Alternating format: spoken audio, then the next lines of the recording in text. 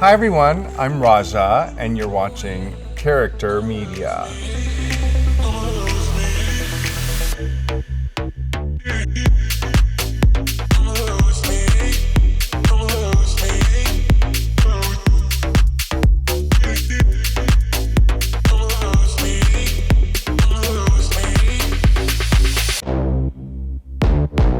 When I first started experimenting in gender bending, I never realized that it could become a career. My earliest memories of drag has a lot of grit to it.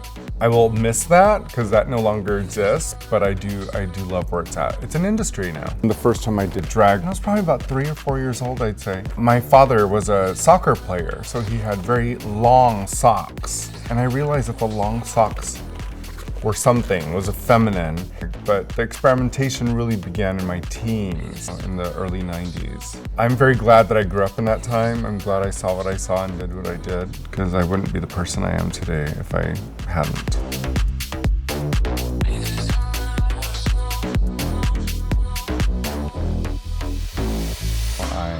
I'm very proud of my Indonesian heritage, as much as I am my Dutch heritage. But I identify mostly as Indonesian because I grew up there. My parents took us there when I was like a kid in the late 70s. My most vivid memories of Asia and of living in Indonesia are mostly in Bali, which is like the luckiest thing a queer kid like me could have ever needed.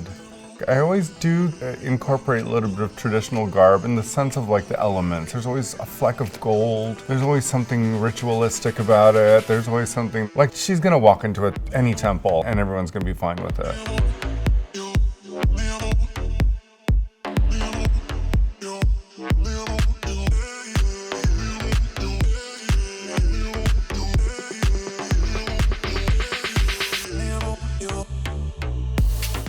Maybe it'll become tired one day. We're all gonna get sick of it and we're like, oh my God, remember when people used to love drag? There might be that time that comes along and I hope it doesn't, because there was a lot of work put into that art form, a lot of sacrifice. I think my only hope is that it always inspires, and I think that it should always be honored, and I think it should always evolve into something greater and even more interesting.